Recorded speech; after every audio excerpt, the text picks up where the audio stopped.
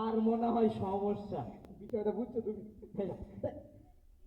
এই বাংলাটা বাদ, এই ইংরেজি, এই ব্রিটিশরা এত বছর আমাদের শাসন করলো, শোষণ করে ইংরেজি ঢুকাই দিল, তুই এই ইংরেজিটা তো কেমনে ফিল করিস?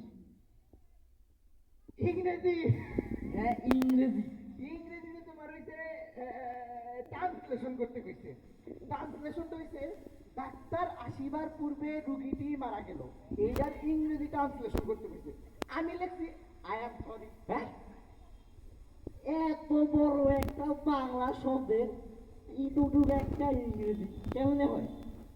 আমি তোমার বিষয়টা বুঝাই। হ্যাঁ বুঝা তো। ওই যে ধরো বাংলা ছবি দেখছো না, বাংলা ছবির অ্যাকশন দেয়, একটা হচ্ছে এই রুগী যে সময় অসুস্থ হয়, কি জানি নাম, টাকাওয়ালা ট্রে। হ্যাঁ চাকাওয়ালা ট্রে দিয়ে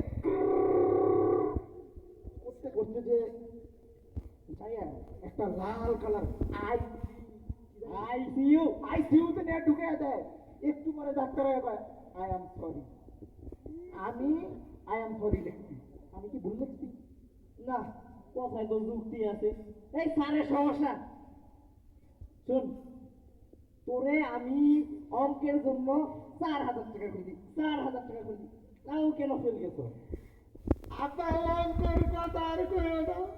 তোমার ছেলে হইয়া তুমি 4-5 বার হজ করছো, তোমার ছেলে হইয়া আমি সুদের অঙ্ক লিখবো, তুমি আমার তার জন্য মাইর দিলে।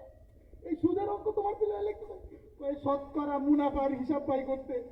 আমি তোমার তোমার মতো একজন গণ্যমান্য ব্যক্তি আছে 4-5 বার হজ করতে, এই এই এলাকার মধ্যে তুমি মাথা উঁচু করে সবসময় দাঁড়ায় থাকো। এখন তো তোমার ছেলে আমি কেমনে ওই মুনাফার অঙ্ক লিখি কও না